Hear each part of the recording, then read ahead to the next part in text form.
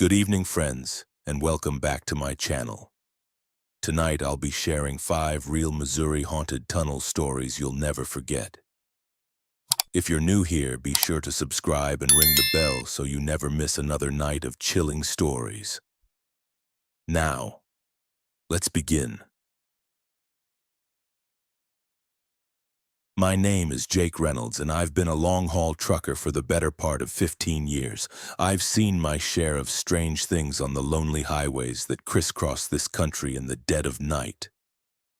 I've seen deer with eyes that glowed a little too brightly, heard whispers on the CB radio that seemed to come from nowhere, and felt the unnerving sensation of being watched on stretches of road where there wasn't another soul for 100 miles.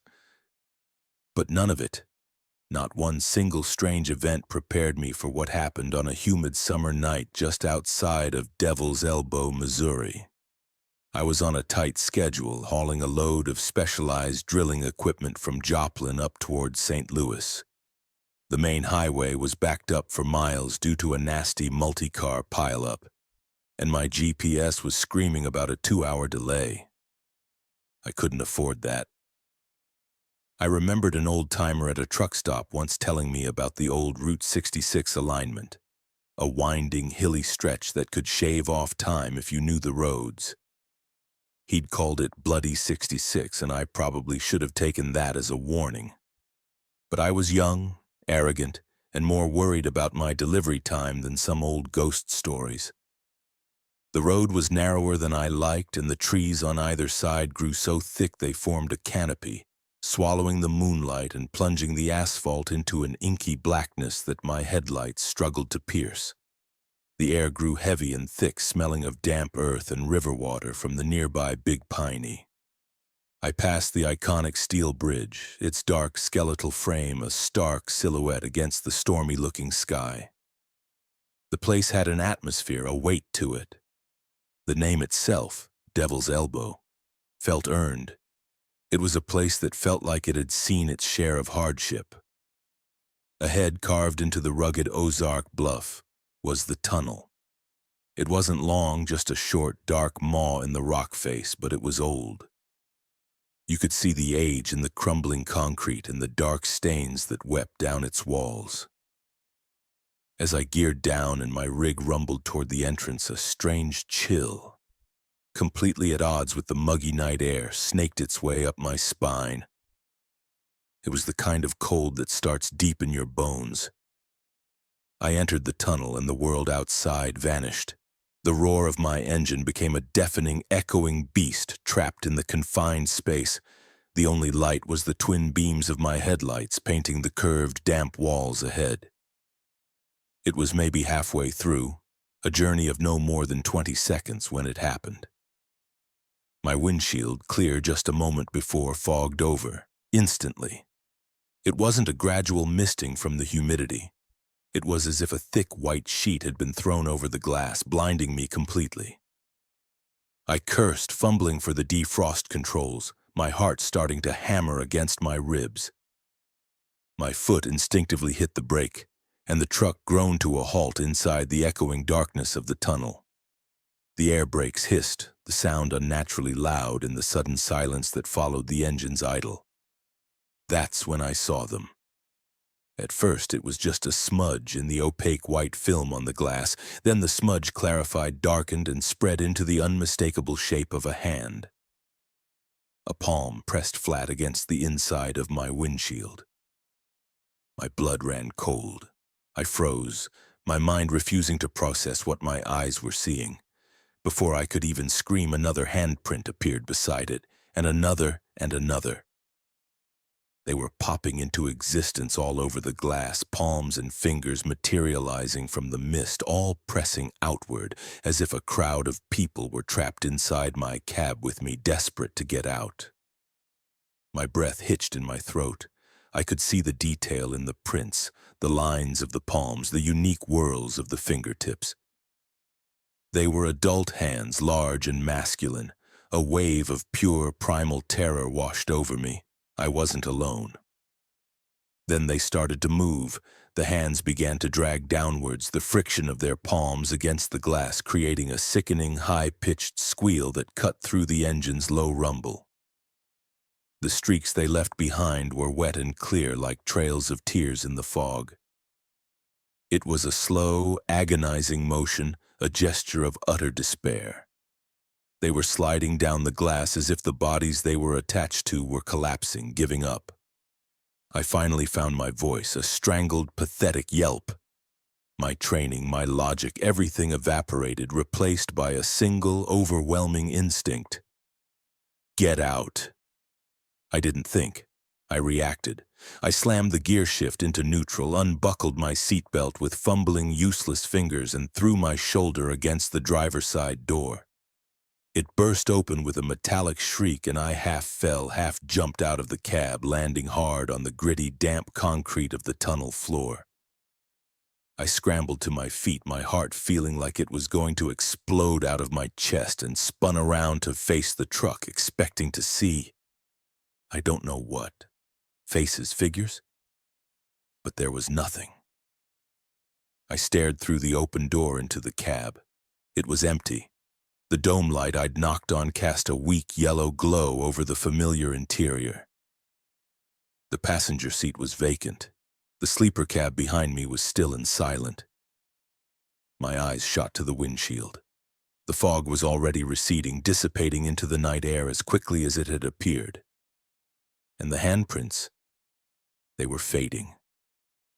I watched, paralyzed, as the last of the streaks vanished, the last ghostly imprint of a palm melting away until the glass was just a normal windshield again, reflecting the dim lights of my dashboard.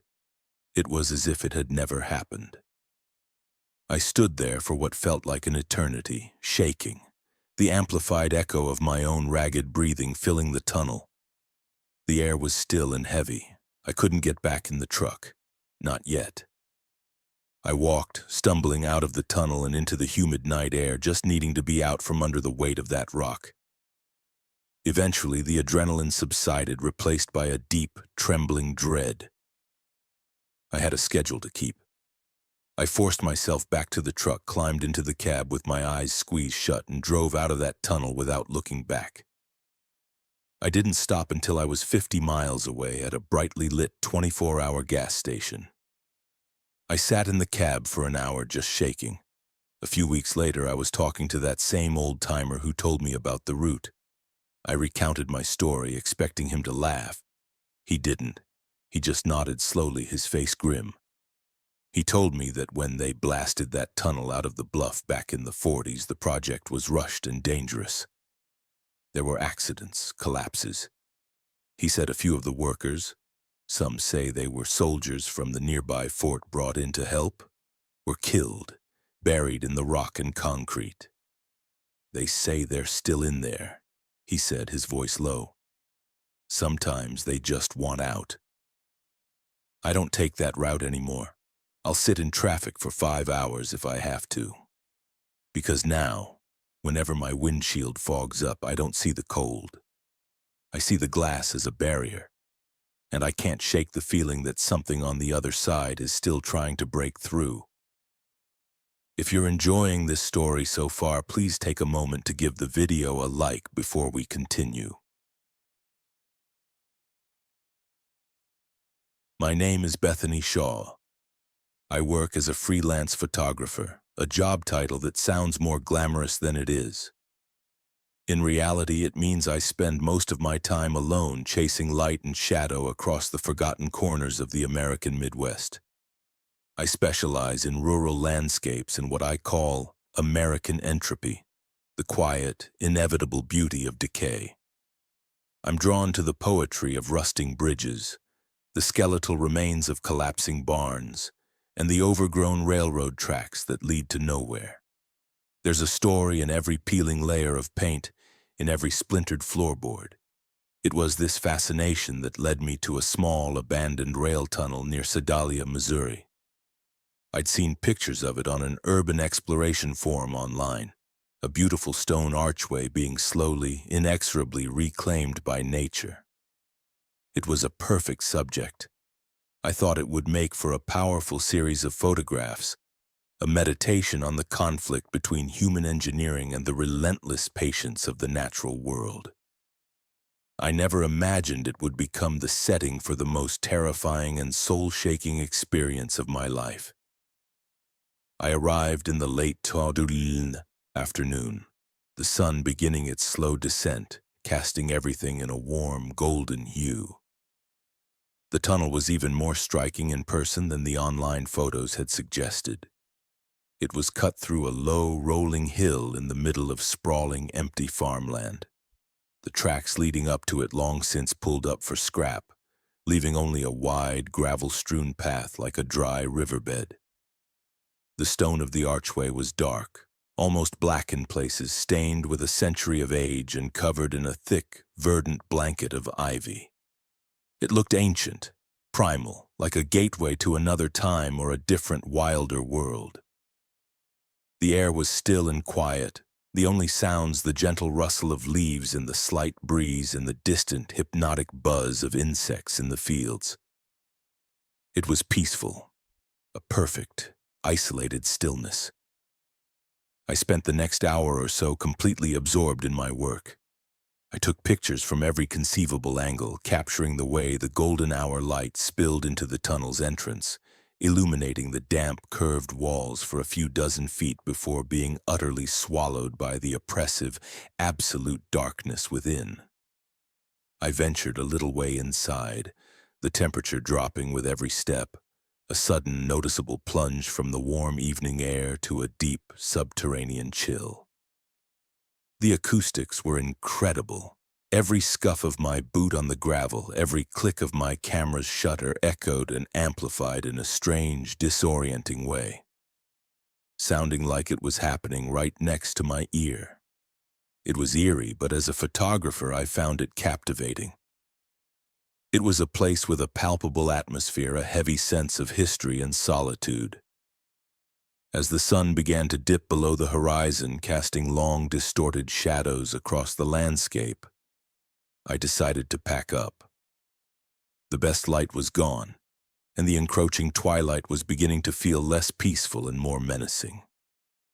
I was loading my camera bag and tripod into the back of my truck, which I'd parked just a few yards from the tunnel's mouth when I first heard it. It was the sound of a child crying. It wasn't a faint, ambiguous noise that could have been the wind or a distant animal. It was clear, distinct, and heartbreakingly real. It was the sound of a little girl, sobbing with a desperate, gut-wrenching sorrow that felt utterly out of place in this serene, empty landscape. My heart immediately lurched, a painful clench of alarm and sympathy. The sound was coming from the tunnel. My first thought, my only thought, was that a child had wandered in and gotten lost or hurt. I was in the middle of nowhere. There were no houses for miles. A wave of cold panic set in. I slammed the tailgate of my truck shut, grabbed the heavy-duty Maglite flashlight from the glove compartment, and ran toward the tunnel entrance, shouting, "Hello, is someone in there? Are you okay?" My voice echoed back at me, a thin, tinny sound against the vast silence. But the crying continued, unabated, a steady, miserable wail.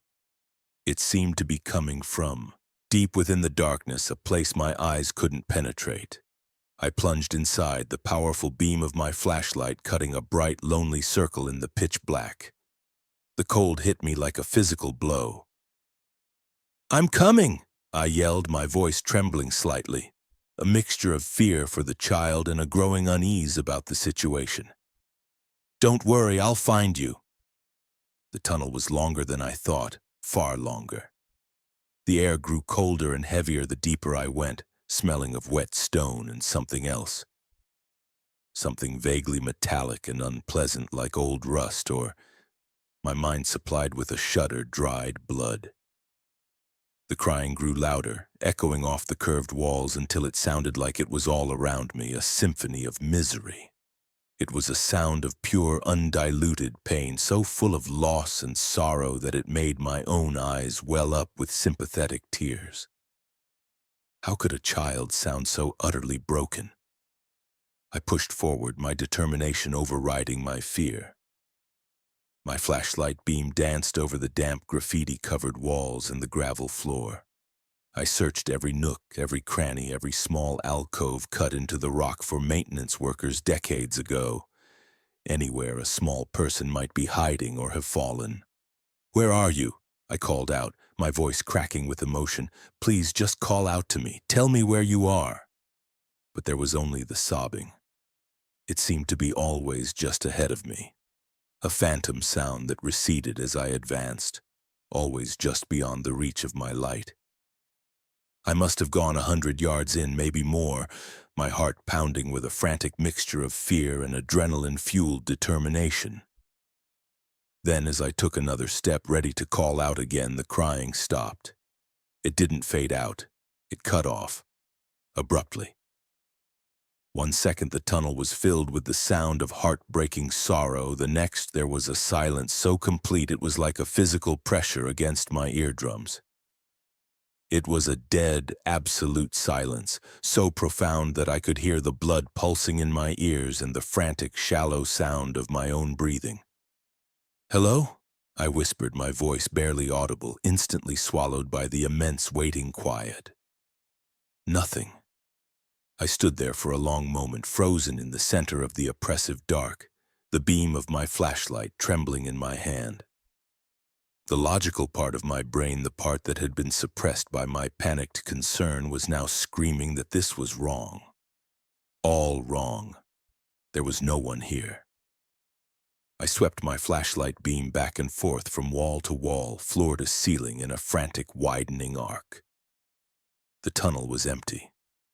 There was nowhere for a child to hide. The path was clear. A cold, creeping intellectual dread began to replace my emotional concern. I had searched the entire length of the tunnel. There was nothing. No child. No footprints in the damp gravel other than my own. Slowly, cautiously, I began to back away, my eyes wide, never turning my back on the darkness ahead. I walked backward, step by step, my boots crunching loudly on the gravel, my heart hammering against my ribs. I didn't dare turn and run, possessed by the primal, irrational fear that if I took my eyes off the darkness, something would emerge from it. I kept backing up until I saw it. The faint, rectangular glow of the tunnel's entrance, a pale, gray promise of the real world. I broke into a run, stumbling over the uneven ground, my ankles twisting, not stopping until I burst out into the twilight, gasping for the cool, clean air. I leaned against the cold metal side of my truck, my lungs burning, my mind racing. Had I imagined it? Was it some strange trick of the wind and the tunnel's bizarre acoustics? It had felt so real, so undeniably present. The emotion in that cry was too complex, too raw to be a mere echo. I tried to rationalize it, to find a logical foothold in the swirling chaos of my fear. After a few minutes of deep breathing, I managed to convince myself it must have been an auditory illusion. My own loneliness in the eerie environment conspiring to create a phantom sound. Shaken but determined to put it behind me, I got back into my truck, tossed the flashlight onto the passenger seat, and started the engine, the familiar rumble a comforting sound. I put the truck in drive, my only thought to get as far away from that place as possible. As I pulled away, my headlights swept across the dark mouth of the tunnel one last time. I shuddered and looked away, focusing on the dirt road ahead. And then, a voice spoke. It was not an echo, it was not distant. It was so close it felt like it was breathed directly into my right ear. It was a little girl's voice, a soft, cold, clear whisper that carried no echo and seemed to bypass my ears and manifest directly inside my skull. "Don't leave me here again," I screamed. It was a raw, guttural animal sound of pure, unadulterated terror. I slammed my foot on the accelerator, my tires spinning wildly on the gravel before finding purchase and launching the truck forward. I didn't look in the rearview mirror. I didn't dare. I couldn't bear the thought of what I might see in the back seat reflected in the glass. I drove with my eyes locked on the road, my body rigid with a fear so profound it was almost paralytic, until the comforting, mundane glow of Sedalia's city lights appeared on the horizon. I never went back to that tunnel. I deleted the photos I took that day, erasing every digital trace of my visit.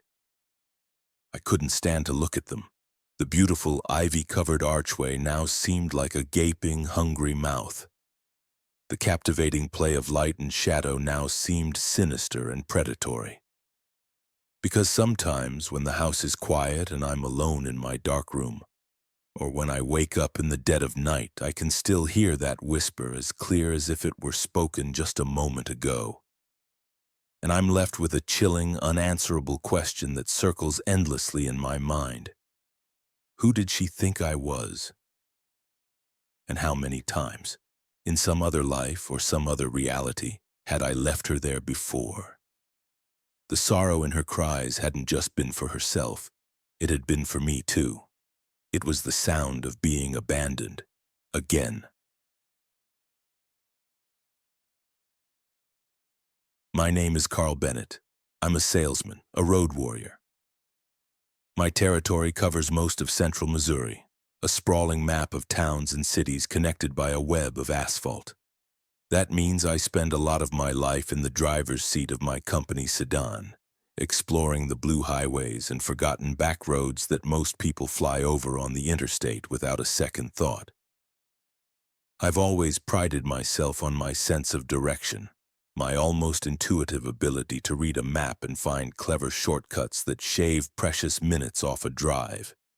It was that pride, that foolish confidence in my own cleverness, that led me into a situation near Rolla that still makes my skin crawl and defies every law of physics I know. It was a Tuesday afternoon in the thick of summer, the kind of day where the heat radiates off the pavement in shimmering waves. I was running late for an important meeting in a small town south of Rolla. A potential new client, a big one. I was stuck in a maddeningly long line of construction traffic on the main highway, watching the minutes tick by on my dashboard clock, each one a small nail in the coffin of my punctuality. Frustration was mounting. I pulled up my map app on my phone, pinching and zooming, desperately looking for an escape route. And there it was. A small, unassuming county road that seemed to cut straight as an arrow through a dense patch of woods and connect to the highway I needed, completely bypassing the miles of orange barrels and stopped cars. It looked perfect. A clean surgical strike that would save me at least 20 minutes, maybe more. On the map, it showed the road passing through a short tunnel represented by a small, simple icon. I didn't think anything of it. A tunnel is a tunnel, a minor feature on a map that promised salvation. The turnoff was an old, poorly maintained asphalt road, cracked and buckled with weeds pushing up through the fissures. The sign for the county road was rusted and bent, half hidden by an overgrown bush. It was clearly a road less traveled, but it was a shortcut, and I was desperate. The road quickly descended into a thick primordial forest. The trees, mostly oak and hickory, closed in on either side, their branches interlocking overhead to form a dense canopy that plunged the road into a premature twilight. The air grew still and heavy. After about a mile of this green claustrophobic corridor, I saw it. The tunnel. It was an old stone structure, a perfect semicircular arch cut into a steep, rocky hill. It was dark and unlit, and the stone was blackened with age and the soot of 1,000 long-gone steam locomotives. It looked like something from another century, a relic, from a time when this road was a main artery instead of a forgotten vein. I checked my odometer as I approached, a force of habit for tracking mileage. It read 74,321.5 miles. I figured the tunnel couldn't be more than a few hundred feet long. I'd be through it in seconds. I slowed the car, took a breath, and drove in. The daylight behind me was immediately snuffed out as if a door had been slammed shut. The inside was pitch black, a profound and absolute darkness that my headlights seemed to struggle against. Their beams felt weak, absorbed by the oppressive blackness rather than piercing it. The walls were rough-hewn stone, slick with moisture that glistened wetly in the faint light. The air was cold and smelled of damp earth, mildew, and something else, something metallic and old. I drove for 10 seconds, 20, 30. I should have been out the other side, blinking in the sunlight. I glanced at my speedometer. I was going a steady 30 miles per hour. A minute passed. I still couldn't see the exit, just an endless black tube stretching out in front of me. A knot of anxiety, cold and tight, began to form in my stomach. This wasn't right. This felt wrong. I kept my foot steady on the gas. Maybe it was just longer than it looked on the map, an optical illusion. But then I noticed something else, something that made the hairs on my arms stand up. The walls were changing. One moment they were the rough, raw, moss-covered rock I'd seen when I entered. The next, my headlights would flicker over a section of crumbling red brick perfectly laid in a herringbone pattern like the inside of an old city sewer. Then, just as my mind was processing the shift, it would change again, back to stone, then to smooth, poured concrete with long, dark water stains running down it like tears. It was seamless. There were no transition points, no construction joints, no indication that these were different sections pieced together. The very fabric of the tunnel was altering itself as I drove through it. Panic, sharp and acidic, started to bubble up in my chest. I pressed the accelerator a little harder, 40 miles per hour. The roar of the engine, which was usually a comforting sound, was now deafening, trapped and echoing around me in a chaotic, overwhelming wave. I risked a glance at my odometer, 74,323.0. I had driven a mile and a half, inside a tunnel. My mind reeled, struggling to reconcile the data from my car with the fundamental laws of reality as I knew them. This was impossible.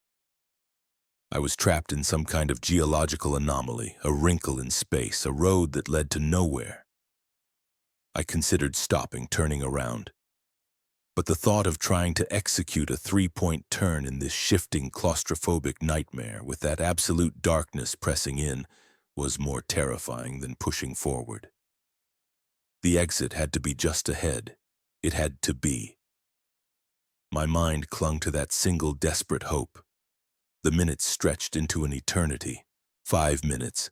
10. My knuckles were white on the steering wheel, my palms slick with sweat. My eyes burned from staring into the darkness, searching for a pinprick of light that never came. The walls continued their silent, maddening transformation. Rock, brick, concrete. Rock, brick, concrete. A repeating, silent three-act play of architectural horror. My odometer ticked over another mile, then another. 74,325, 74,328. 74,331. I had been driving for nearly 10 miles inside this cursed, impossible tunnel. I started to feel a strange sense of detachment from my body, as if I were watching a movie of someone else's predicament. The air in the car grew stale and warm, recycled and thick. I glanced at my fuel gauge, and a new, more practical fear joined the existential dread. The needle, which had been resting comfortably on 3/4 full when I entered, was now hovering just above a quarter. I had burned through half a tank of gas, driving in a straight line to nowhere. That's when the real fear hit me. Not just panic, but a deep, soul-crushing, existential terror. What if there was no exit? What if this wasn't a tunnel in the traditional sense, but a loop, a trap? What if I just kept driving in this impossible, endless tube until my car ran out of gas and I was left to die in the suffocating, silent dark? I thought about my wife and kids. I thought about the meeting I was going to miss. It all seemed so trivial, so impossibly far away, like memories from another life. My world had shrunk to this car, this darkness and the endlessly shifting walls. I don't know how long I was in there. My sense of time had completely dissolved into a meaningless soup of fear and repetition. It felt like hours. I was on the verge of a complete breakdown, my composure shredded. I was ready to just stop the car, lay my head on the horn and scream until my lungs gave out. And then, just as I was about to give up all hope, just as I was resigning myself to my fate, I saw it. A tiny, brilliant, almost painful point of light in the distance. A surge of adrenaline, of pure, unadulterated, hysterical relief shot through me. It was a physical jolt like being shocked with a defibrillator. I stomped on the gas, the car lurching forward with a roar. The pinprick grew larger, resolving itself into the familiar, beautiful, semicircular shape of a tunnel exit. The light was blindingly bright, a promise of salvation. I burst out of the tunnel, squinting against the sudden, painful glare of the afternoon sun, my eyes watering.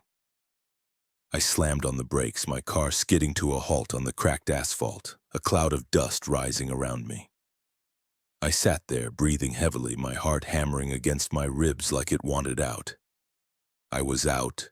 I was free. I took deep, gulping breaths of the hot, humid, wonderful air. I looked around, trying to get my bearings, trying to figure out where on the map I had ended up. The road ahead looked familiar. The trees, the curve in the road, the rusted, bent sign half hidden by the bushes. It was all disturbingly, terrifyingly familiar. With a dawning sense of horror, I looked in my rearview mirror. There, not 50 feet behind me, was the entrance to the tunnel I had just exited. But it was the same soot-blackened, stone-arched entrance I had driven into. I had come out the same side I went in. My blood ran cold. It felt like all the warmth from the sun was being sucked out of my body. I looked at my dashboard, my hands shaking. The clock told me it was 3:45 p.m. It was almost an hour later than when I'd turned off the highway. My odometer read 74 on 342.8. I had driven over 21 miles, and my fuel gauge was now blinking, the needle resting firmly on empty, the little orange gas pump icon glowing ominously. I had driven for an hour, covered over 20 miles, and burned through half a tank of gas, only to end up exactly where I started. It was not a shortcut. It was a loop. A hungry, impossible loop that consumed time and fuel and left you right back where you began, with nothing to show for it but a racing heart, and a story no one would ever believe. I put the car in drive, my mind numb, and got out of there, running on fumes. I didn't look back. I coasted to a gas station a few miles down the road, filled my tank in a daze, and got back on the main highway, merging back into the very same construction traffic I had tried to escape. I never made it to my meeting. I called and made up an excuse about a blown tire. How could I tell them the truth? I will never, ever take a shortcut again. I stick to the main roads now, the ones that are well lit and clearly marked on every map, because I know there are places out there, hidden in the deep woods and forgotten by time, that don't follow the rules. And some tunnels don't connect two places, they just lead back to themselves. My name is Laura Kincaid, and for a few summers during college I worked as a tour guide at Merrimack Caverns. It was, for the most part, a great job. I was a geology major, so the chance to spend my days surrounded by ancient limestone formations, talking about stalactites and stalagmites, was a dream. I loved the history of the place, the stories of Jesse James using the caves as a hideout, the grand theatrical reveal of the wine room.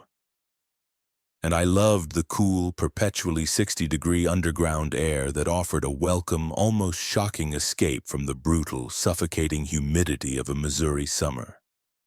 The main caverns, the ones the tourists see, are well lit and feel safe, almost like a natural history museum.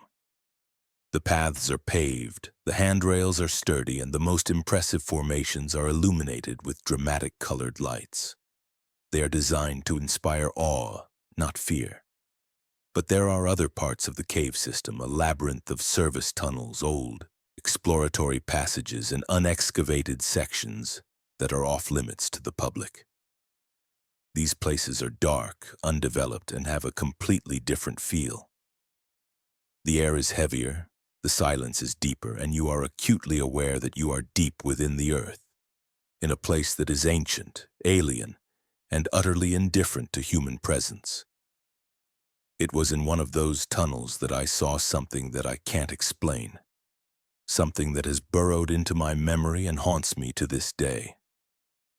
Part of my job, a duty usually reserved for the more senior guides, was to do a final sweep at the end of the day. This involved driving a small, rickety electric golf cart through some of the main paths and down a few of the key service tunnels that connect different parts of the main cavern. The purpose was simple: make sure all the day trippers were out and that all the secondary gates leading to undeveloped sections were locked tight for the night. These service tunnels aren't like the grand cathedral-like rooms on the tour. They are narrow, sometimes uncomfortably so, with low-hanging ceilings that would make a tall person stoop. The walls are bare, rough-hewn rock, and the only features are the exposed electrical conduits and water pipes that run alongside them like metallic veins. They are also profoundly, absolutely dark and silent when the main tour lights are off. It's a darkness that feels like a physical substance, a blackness so complete it feels like it's pressing against your eyeballs. On this particular night in late August, I was running behind schedule. The last tour group of the day had been exceptionally inquisitive, a mix of amateur geologists and history buffs who had 1,000 questions. I'd stayed late to answer them, happy to share my passion.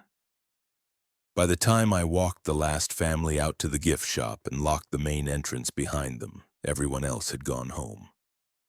The parking lot was empty except for my beat-up Honda Civic. I was completely alone, a mile underground, with only the low-wattage emergency lights casting long, lonely pools of light on the paved walkways. I wasn't scared. Not at first. I'd done this final sweep dozens of times. The silence of the caverns at night was usually peaceful, a welcome respite from the constant chatter of tourists and the recorded narration that echoed through the chambers all day. I walked to where the golf carts were parked, the sound of my own footsteps unnaturally loud in the immense quiet. I unplugged my designated cart and settled into the cold vinyl seat. Its quiet electric hum was the only sound besides the steady rhythmic drip, drip, drip of water seeping through millennia of limestone, a sound that is often called cave kisses. That night it sounded more like a clock ticking down to something. I drove the golf cart down the main path, my route familiar. I passed the dark, silent theater room, where a patriotic light show was usually projected onto a massive sheet of flowstone. I drove past the still, glassy surface of the mirror room. Everything was inert, asleep. I reached the entrance to the first service tunnel I needed to check. It was just a narrow, unassuming opening in the rock wall, easily missed if you weren't looking for it, marked with a faded, rust-stained staff-only sign. I took a deep breath. The cold, mineral-rich air filling my lungs flicked on the cart's single, weak headlight and steered it into the waiting darkness. The tunnel was immediately colder than the rest of the cave, a damp, penetrating chill that made me shiver and pull my thin staff polo shirt tighter around my arms.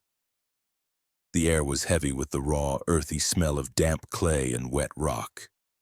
The beam from my headlight was pathetic, barely penetrating the gloom. It created a small, moving bubble of light in an ocean of black, making the shadows on the rough-hewn walls dance and writhe like living things. I drove slowly, cautiously, the cart's tires crunching softly on the gravel and loose rock of the path. It was a routine I knew by heart. Drive to the end of the half-mile tunnel. Check the heavy iron gate at the far end. Turn the cart around in the small designated space and drive back. As I was about halfway through the tunnel, I had the strangest feeling. It started as a subtle shift in the atmosphere, a change in the pressure of the silence around me. Then it grew into that primal, unmistakable, prickling sensation on the back of your neck that tells you, on a level deeper than thought, that you're being watched. I tried to shake it off. It was just the dark playing tricks on me, the power of suggestion. I was alone in a cave. Of course, my mind was going to conjure up spooky feelings. I was alone. Of course, I was alone. I repeated it to myself like a mantra, but the words felt hollow and unconvincing. I kept driving, my hands gripping the steering wheel a little tighter, but the feeling intensified. It grew from a vague unease into a palpable, suffocating certainty. The feeling of eyes on me was so strong, so palpable that I couldn't ignore it. It felt like someone was sitting right behind me, their gaze boring into the back of my skull. My eyes darted around, trying to pierce the darkness beyond my headlight beam. I saw nothing but rock and shadow. Against my better judgment, my eyes were drawn to the small rectangular rearview mirror mounted on the cart's frame, and my heart stopped. It didn't just beat faster. It stopped cold in my chest for a solid second, a painful, seizing halt that stole the breath from my lungs. There was a man's face in the mirror, staring back at me. He was in the passenger seat right next to me, his shoulder almost touching mine. But he wasn't just a man. His skin was a pale, sickly white, almost translucent, like cave-dwelling fish that have never seen the sun.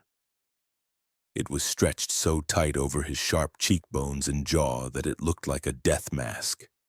His hair was dark, lank and matted with what looked like wet clay. But it was his eyes and mouth that burned themselves into my memory with the searing permanence of a branding iron. His eyes were completely black, not dark brown, not dilated pupils, but two empty, soulless, polished voids that seemed to absorb the weak light from my headlamp, reflecting nothing. They were pits of absolute nothingness.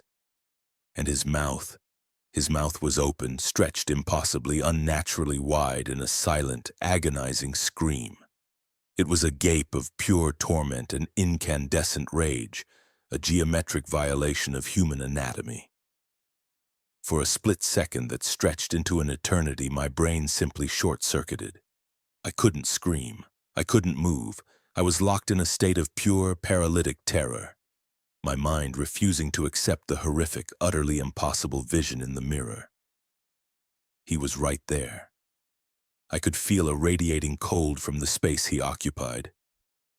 I could have reached out and touched the clammy, stretched skin of his face.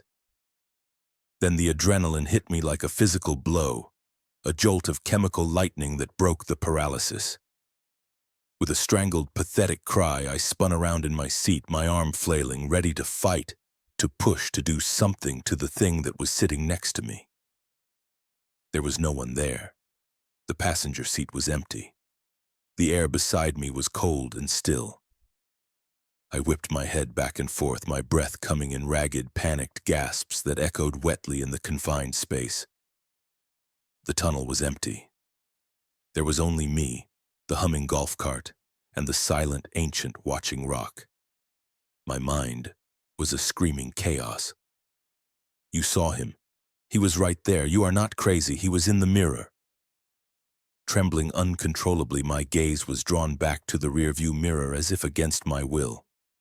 Part of me, the rational part that was desperately trying to reassert control, needed to see it again, to prove to myself that it was a reflection, a trick of the light, that I wasn't insane. I looked.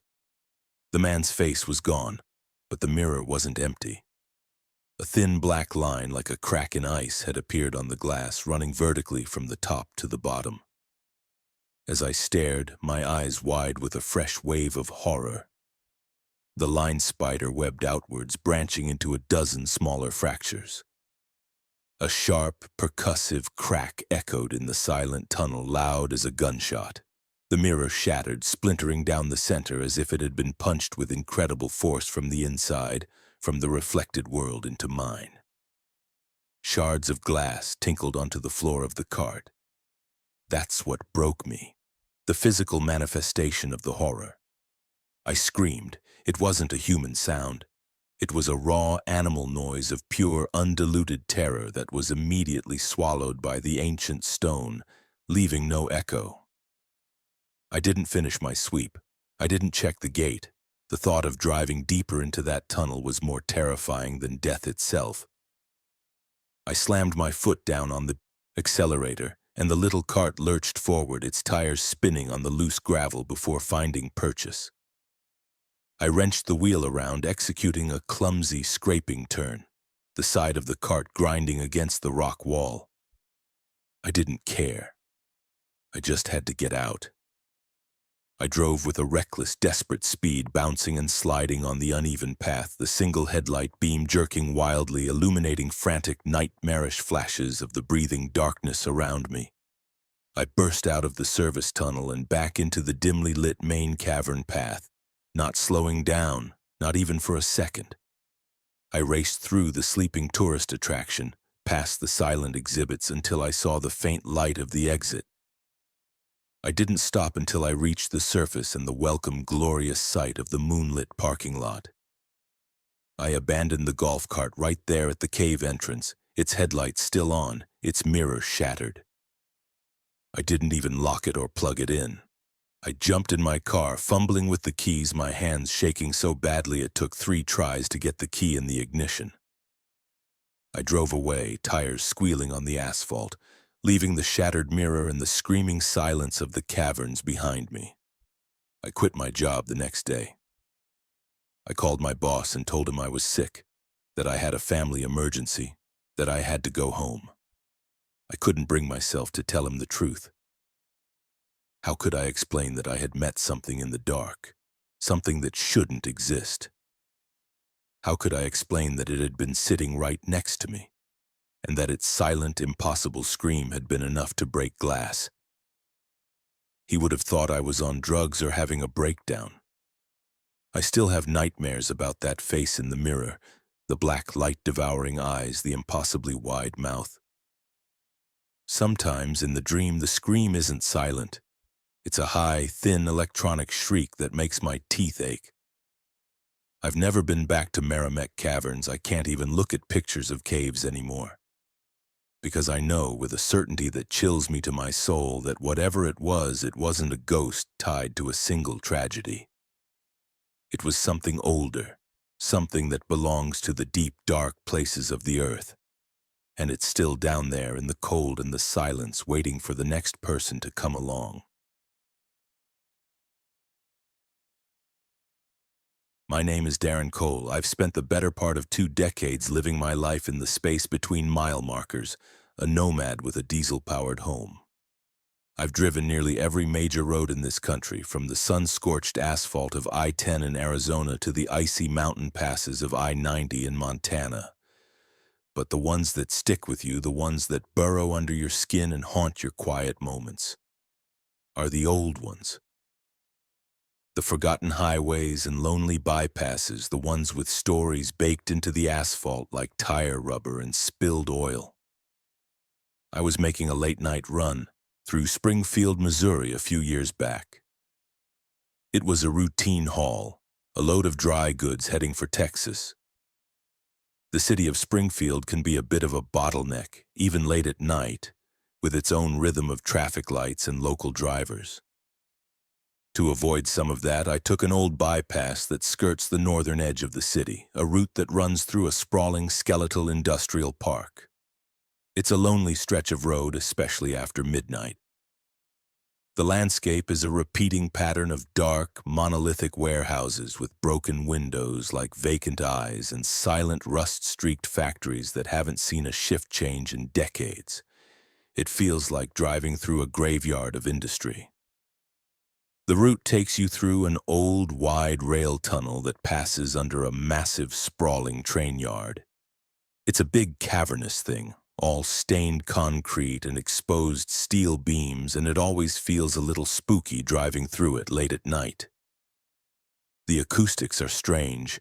The roar of your engine becomes a monstrous, all-encompassing beast, and the air inside is always damp and cold, carrying the metallic scent of old iron and stagnant water. It's a place that feels disconnected from the world above, a brief descent into a darker, older place. This night was no different. It was around 2 a.m., the air thick and heavy with a pre-storm humidity that made you feel like you were breathing through a wet cloth. The sky was a starless, bruised purple, and the road was completely, utterly deserted. As I approached the tunnel, its wide, dark mouth gaping in my headlights, I saw something up ahead that is almost always a welcome sight for any driver on a long, dark road. Taillights. It was a convoy of 3 semi-trucks rumbling along about a quarter-mile in front of me. Their red lights were like little glowing embers in the oppressive darkness, a steady, reassuring presence.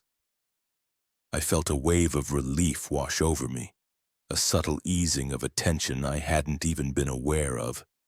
It's a strange comfort knowing you're not the only soul out there navigating the void. It's a silent, temporary brotherhood. I settled in behind them, keeping a safe, respectful distance. They were old-school rigs, classic cab-over models that you don't see too often anymore. The kind with the flat, bulldog-like faces. They looked like relics from another era, meticulously maintained but undeniably ancient. There was a certain dignity to them, a sense of history. They entered the tunnel in a neat, orderly procession, their red lights disappearing one by one into the blackness. I followed a few seconds later, the world outside vanishing as my cab was swallowed by the tunnel. The inside was, as I remembered, but somehow more imposing that night. It was lit by dim, yellow-orange sodium lamps that sputtered and flickered, casting long, eerie shadows that danced and writhed on the curved walls. The roar of my own engine was immediately joined by the deeper, echoing rumble of the 3 trucks ahead of me, a combined, thunderous chorus that vibrated through the very frame of my truck. Their taillights glowed steadily, a comforting beacon in the gloom, guiding me through the belly of the beast. I remember thinking they were holding a really good, steady pace, their formation perfect. These were professional drivers, old hands who knew the road and their machines intimately. The tunnel isn't particularly long, maybe half a mile at most. It's a straight shot, no curves or tricks. I just kept my eyes on the lights ahead, my mind drifting to the hot, strong coffee I was going to grab at the next truck stop. I watched them as they neared the exit, their dark, boxy shapes silhouetted against the brighter, murky light of the outside world for a brief moment before they passed through and out of sight, one after the other. First one, then the second, then the third. Gone. I emerged from the tunnel about 30 seconds behind them, my eyes adjusting to the relative darkness outside. My headlights cut through the humid air, illuminating the empty road ahead. And I mean completely, profoundly empty.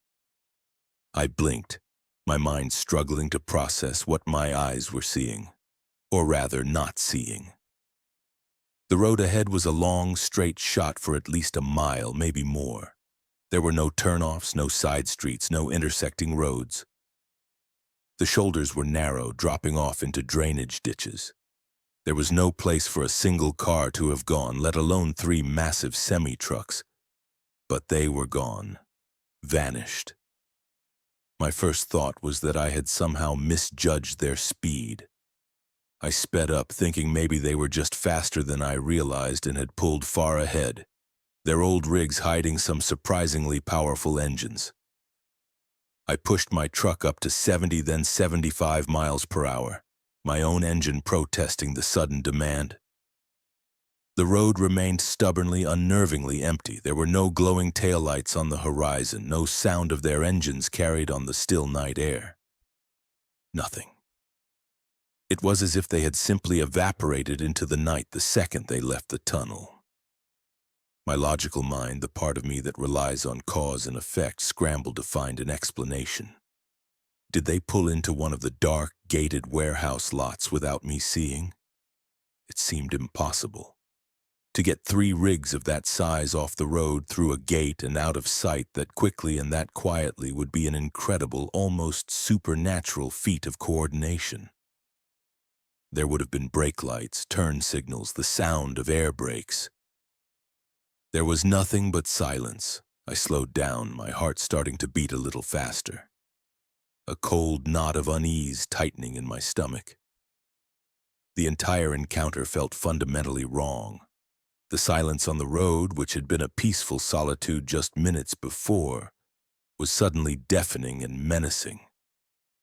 The absence of those trucks was a presence in itself.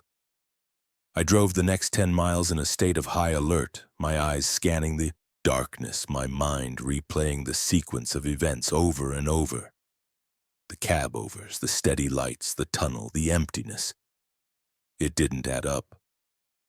I pulled into a brightly lit 24-hour truck stop, the familiar sights and sounds a welcome anchor to reality.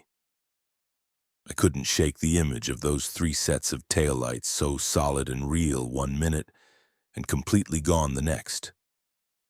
I got my coffee, extra large black, and sat down at the counter next to an old-timer. He was the kind of driver who looked like he'd been fused to his seat. A guy with a face like a road map and eyes that had seen 1,000,000 miles of highway. Making small talk, trying to sound casual. I mentioned the strange thing I'd just seen. I described the old cab-over trucks, the tunnel, and how they had just disappeared into thin air. I expected him to chuckle, to tell me I was tired and seeing things, to slap me on the back and call me a rookie. Instead, he stopped stirring his coffee. He put his spoon down with a soft clink, the sound unnaturally loud in the quiet diner. He turned and looked at me, his eyes clear and serious. "You saw the Springfield convoy, huh?" he said, his voice low and gravelly. I just stared at him, the words not registering at first. "The what?" He took a slow, deliberate sip of his coffee, his gaze becoming distant as if he were looking back through decades. "Happened back in '72, he said, his voice barely above a whisper. "A terrible wreck, one of the worst this area's ever seen. 3 drivers, buddies they were. Always ran together, watched each other's backs. Running together that night, just like you saw." He paused, and the low hum of the diner's refrigerators seemed to fade away. They were in that tunnel. The story goes that a brake line failed on the lead truck. He slammed into the wall, and the other 2, following too close, had nowhere to go. A chain reaction, a pileup, and then a fire, a bad one. The whole tunnel went up. Fuel tanks ruptured. It was an inferno. None of them made it out. He turned his gaze from the past and looked me straight in the eye. The casual diner atmosphere had evaporated, replaced by a chilling intimacy. They say that sometimes, on nights just like this one, when the air gets heavy and the road is empty, they still try to finish their run. A lot of drivers have seen them over the years. 3 sets of taillights heading into that tunnel. A perfect, ghostly convoy. But nobody ever sees them come out the other side. Because they never do. I sat there, the heavy ceramic coffee cup frozen halfway to my lips, a cold dread washing over me that had nothing to do with the building's air conditioning. It was a deep, internal chill that started in my gut and spread through my entire body. I had been following a ghost convoy. 3 spirits trapped in the last moments of their lives, forever driving into a concrete tomb they would never exit. The relief I had felt, the sense of camaraderie, I had shared it with the dead. I finished my coffee in absolute silence, the taste turning to ash in my mouth. I paid my bill, left a bigger tip than usual for the old-timer, and walked back out into the humid night. Getting back into my cab, the familiar space now felt alien and unsafe. I got back on the road, but I didn't feel alone anymore. I felt like I was sharing the highway with ghosts, their spectral rigs just out of sight in my mirrors. And now, every time I see a set of taillights in the distance on a dark, lonely night, I can't help but wonder if they're real or if they're just another echo on a haunted road, forever trying to finish a run that ended in fire almost 50 years ago. Thanks for watching. If you enjoyed these stories, let me know in the comments which part chilled you the most. And don't forget to like this video, share it with your friends, and subscribe to my channel for more terrifying stories.